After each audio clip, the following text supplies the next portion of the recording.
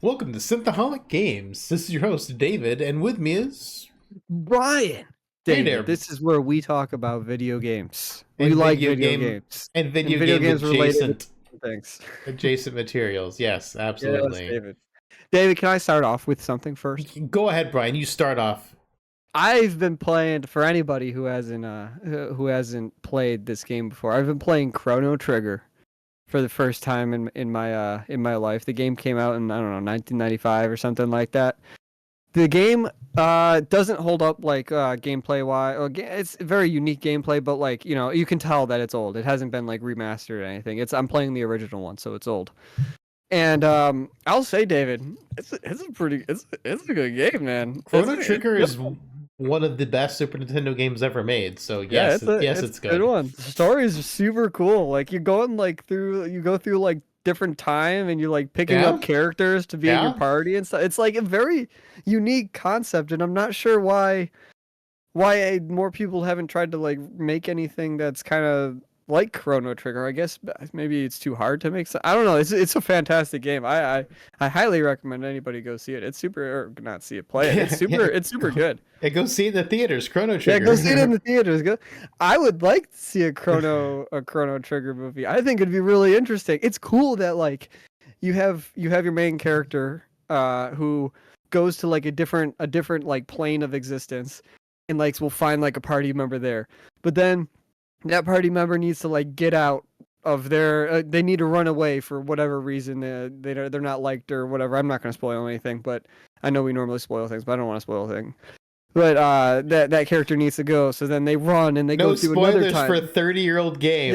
Yeah, then they go to another timeline. That doesn't mean, just because it's old doesn't mean people have taken in that 30-year-oldness. Well, they should have. But then they go to like a different timeline, and they'll pick up another person there. But then they'll go back to the main timeline, and it's cool. It's cool. I recommend it. Highly recommend it. Anyway, David, that's my soapbox. Chrono Trigger. I'm halfway through Chrono Trigger. Go play Chrono Trigger. Anyway, I'm sure anybody who's actually listening to this has probably played Chrono Trigger, given like our audience is probably not like 9-year-olds. Yeah, so Chrono Trigger is definitely a fantastic game. I like how they have like the moves you can do in between your characters, or like depending on who's in your party. There's no other game that does the combat like them either. Final Fantasy Rebirth kind of introduced it. I mean, I didn't play that one. They do have a Chrono Trigger-y thing where, like, depending on who's in the party, they'll do like a special move. They'll do like combo moves, which is fun. I'm surprised more games haven't done that, because it's such a cool idea. Real-time turn-based kind of like thing going on. Mm-hmm. It's cool. Yeah, it's cool. Chrono Trigger is a fantastic game. I highly recommend it if you haven't played it, and Brian also seems to recommend it.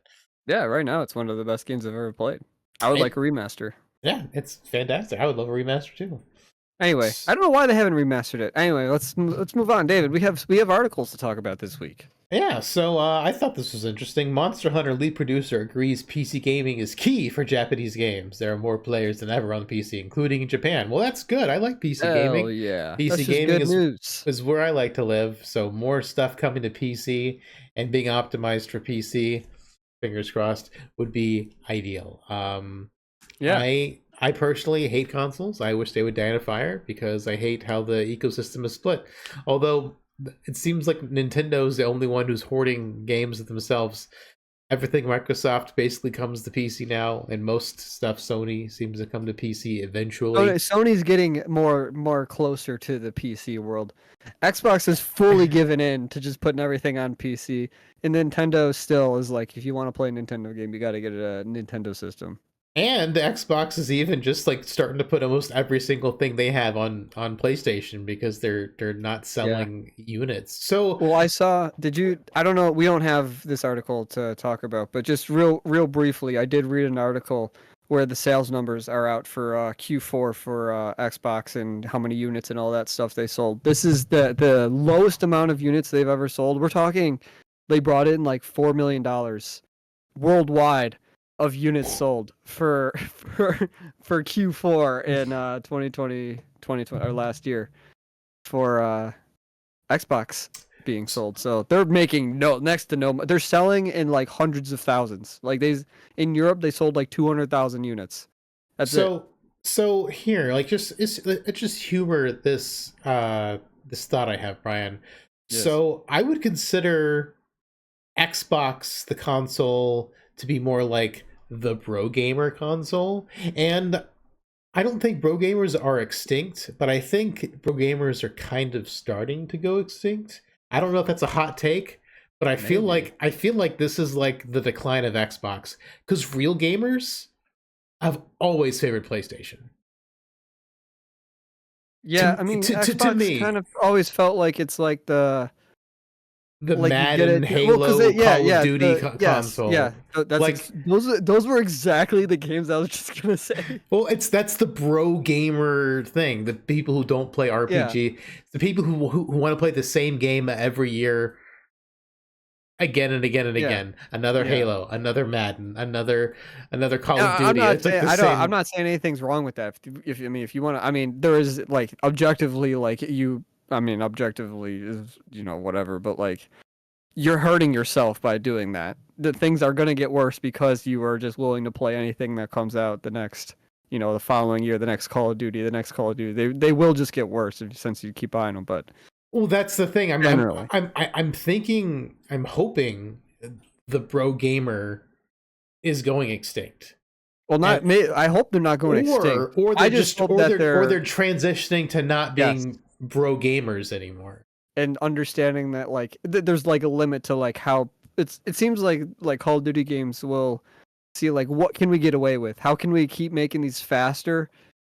So what can we keep cutting to get worse and worse where people will still buy the game? And I'm hoping people are starting to get to that point where it's like this is not acceptable anymore. I can't Well, do this. FIFA finally had a really bad year Yeah. comparatively. Their predatory people finally caught on to its predatory thing, and they haven't made more.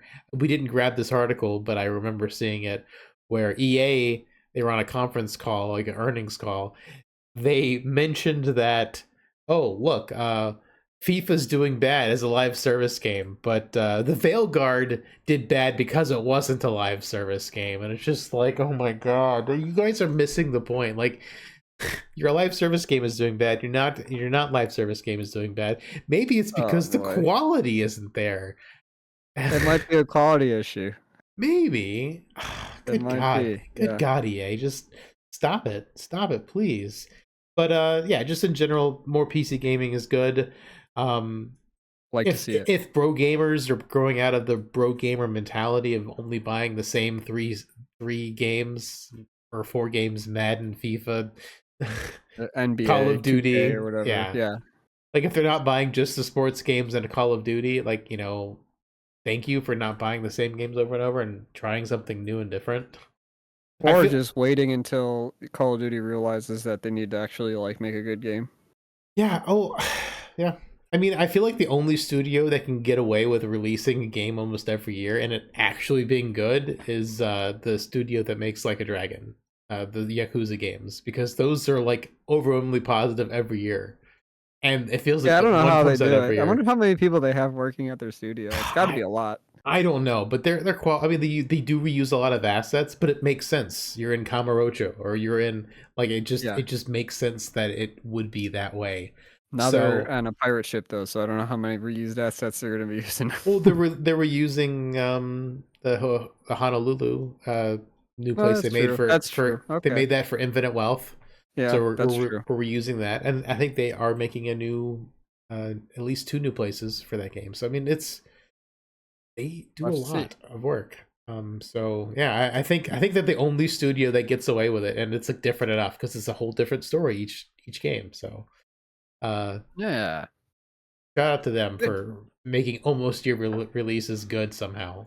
They're not I don't they're not quite every They're year though. not quite. Yeah. There is, yeah, They're close though. They're close though. it's not Madden 21, Madden 24, Madden Yeah. 25, Madden 20. It's not like the same. Yeah. Yeah, it's not like Call of Duty Well, every they're single also game. different games too. They're not Yeah, like, Madden's literally the same from like I think one of the years, one of the Madden games, people were complaining because it was like identical. Like it was exactly the same game, except like all that change was like the stats to like update like the yeah, players like stats from one year to the next. probably. Yeah, that could have been a patch. Yeah, it was like it was like a patch, a $70. We had a It's a it $70 was a patch patch, that cost $70. and reset all your progress. Yeah. Oh yeah. Forget about it. Yeah, and reset all your like microtransactions that they did to like pull cards or whatever you have to do in those games. Yep. So Yeah. yeah, bro gamers, please grow out of the bro gamerdom. I'm hoping that is a dying breed, and they're branching off into more good games instead of the same trash that these companies like to throw at us. Yes. Speaking of trash that people like to throw at us, not to say Alan Wake is a bad game, but it's on a trash store, the Epic Store, and after 2 years, Alan Wake 2 has finally sold 2 million units and has finally become profitable. Maybe now Good that job, just Epic Game Store. You've made a game that's profitable. they were in it for the long haul. Do you think they're still never going to bring it to Steam though? So like they'll never unlock its true potential. Yeah, I mean the thing could have been profitable within the first week if they would have released it on Steam. Yeah. Well, I mean, they still want to build up their. They're still building up their store, man. No one cares about the Epic Store. When are they going to learn that no one cares? People just Well, but didn't when the people just first get on the Steam on the Epic Store, just take their free games and then leave them high and dry. Like they don't yeah, but care. didn't the when the Epic Store first came out, I don't feel like I know this was something, but they were planning on taking a loss on that store until like very far into the future. It was like 2028 or it was something crazy. It was like 15 years they were gonna plan on taking a loss until they were profitable. So I don't know if we're there or not yet, but I don't know. I guess Alan Wake. Hopefully, it doesn't become profitable because then I'll have to buy. I'll have not have to buy. I'll have to get another launcher. Well, it's finally broken even. Alan Wake 2 becomes profitable and Control sequel enters full production. Nice to see Control. I really hope it's not stuck on Control was a good Epic. game. I hope Control 2 isn't set exclusively on Epic. Probably gonna be. I hope the Max Payne 1 and 2 remakes aren't going to be exclusive to Epic because That might be. Yeah, I mean, I know that for Remedy's games, they finally. I think they have all the sauce, the special sauce they need to combine all the games into one. Well, yeah, universe. That's why they're remaking Yeah. Max Payne 1 and 2 to link all of Max Payne, Alan Wake, and into the single universe. I might have to play these games on console because I refuse to. I refuse to get them on Epic. I hate Epic so much. We'll see. One day, we'll find out. I hear really good things about Remedy, so I kind of Remedy does make good games. I've played Remedy. I've played Alan Wake 1. I've played Control. Like the games are good. I've never played a Remedy game. I keep hearing great things, so I kind of want to. But I also they do make good stuff. Plus, that one guy that does Alan Wake, he's like a weird vampire-looking guy. You know, he's always at the Game Awards dancing or whatever. Yeah. Like he's a weird guy. Weird guy. All right. Our next article debunked. Valve is building a Steam console. So you get on me for sending articles that you are not verified. No, well, hold on. I can explain myself here. So when this article first came out, it was on a couple different news sites. It was a leak that Steam was going to make a console to compete against PlayStation 5.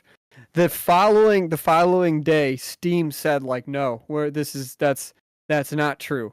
So they did those articles were mostly, except one of them was updated saying that it was debunked. I was gonna wait until we got to the podcast to talk about this. The only reason I still wanted to talk about this is because I wanted to just theorize what do you think would have happened if Steam did make a console to compete against the PlayStation or Xbox or Nintendo or whatever the heck they wanted to do. So we know Steam is not making on any console. We thought they were. Day later they weren't. Found out later. But what do you think? What would happen? Do you think it'd be good for the industry? Do you think it'd be bad if Steam made a console? What's your thoughts on that? I don't know. I think it would be bad in a way because if Steam released the console, Sony would probably cease releasing games on PC because they would probably be a new console war thing, and I don't want console war shenanigans. I just want everything to come to PC. Um, on the other hand, it would be good because Sony needs actual competition because Nintendo ain't it, and Microsoft definitely ain't it.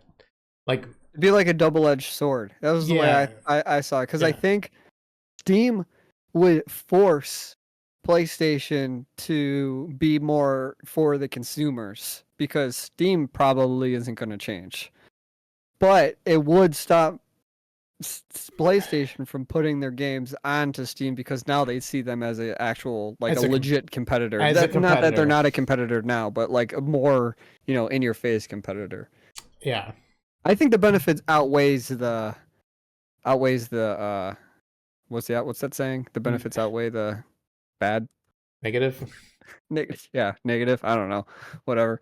If Sony didn't put their games onto the Steam console, if it were coming to existence, I think that's a okay trade-off because Steam would force them to be for the consumers. Maybe they would lower prices. Maybe they wouldn't pay for online. Maybe wouldn't have to pay for online or something like that. So I don't know. I thought it was just something we could talk about real quick that I thought would is a cool thought experiment. I mean, it's neat. Yeah, Xbox needs to actually be a competitor. Like, Xbox is just rolling over. It just kind of sucks. Like, right now we're in a really bad spot. We've got Nvidia being uncontested in the GPU market, basically, and we've got Sony being uncontested in the console market right now. Like, Xbox is buying studios, but I mean, they're just releasing, seems like, almost all their games. Even Forza, we talked about like last week or last time, that's coming to PlayStation. Like, it's just like Microsoft is given up. Which, I mean, I'm all for cross console. I mean, they've been losing money for decades, like gatekeeping their games to just one console. So you get the console. Yeah, but I mean, like, I don't. They take a loss on the console anyway. You make their money on the game, so why not just sell the game? I don't know. It's I don't know either. It's bizarre. It is what it is, man. I'm glad more stuff's coming to PC because PC is where I prefer to play. I just wish stuff wouldn't get stuck on the stupid Epic Store because that's a trash network store and I hate it. Hell yeah! All right. I agree. And our last article, Finn Wolfhand wants to star in God of War adaptation. I'll bulk up, he says. I don't think he's gonna bulk up. I just thought it was funny that it's kind of gaming adjacent, but Finn Wolfhard, our beloved little boy in Stranger Things, said that he wants to play Kratos in an upcoming God of War movie, and it's just like, I don't know if he's being serious or not, but I think that just that idea of this like skinny white kid just becoming Kratos. I mean, I can see him being funny. It's funny to me. I can see him being boy, but I can't see him being Kratos. I can see him being boy, but he can't be Kratos. There's no bulking up. He's just not Kratos. He can't be daddy. He can be boy though. Yeah, he can be boy. Boy. That's it. That's all there is to report on that. I thought it was funny that Finn Wolfhard is just like, yeah, I'll be Kratos, dude. I can do it. Yeah, I'll bulk up, gain some weight, put on some muscle. I mean, the last time we talked about the God of War show, it seemed like, I think that's when we spoke about Ronald D. Moore being the showrunner, which I was super excited for because I really did not want the terrible not the Rings of Power, the Wheel of Time showrunner being in charge of God of War, because I feel like a lot of the problems with Wheel of Time is Rafe Judkins, the showrunner, and Rafe Judkins was going to be the showrunner for God of War. So super happy to see him out and Ronald D. Moore step in, because I really like Ronald D. Moore, because he did Star Trek Deep Space Nine and a lot of Next Generation, so I trust him more than Rafe Judkins, because Rafe Judkins has not proven himself to be very good. So yeah, I hope I hope nothing has changed. I haven't seen anything saying that Ronald D. Moore is not doing it anymore, but I haven't either. I think they're still just early days of trying to figure out how to do the show. Yeah, so no news, just working on it. Yeah, I hope he's still involved, because I like Ronald D. Moore. So that's all we've got for our Synthaholic games this week. Yes, a light load of information. Just a little bit. email David at synthaholics@yahoo.com and tell us what game you're playing. I'm playing Chrono Trigger. David, you're playing anything? I'm asking. Oh, I'm playing. I don't know what you're playing. I just finished Yakuza 0 earlier in the week, and I am replaying Cyberpunk 2077 so I can play the Phantom Liberty because I've never played Phantom Liberty. Ooh, okay. And then they got all the bugs fixed. No. No, but okay. all right. I had a enemy spawn inside of a crate that I couldn't get into, and so I had to kind of shoot at the crate and eventually kill them. So there are still bugs, as God intended. Yes. If there is a game, there will be a bug.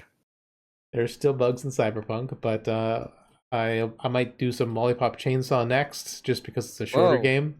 So you're gonna go play a James Gunn game, huh?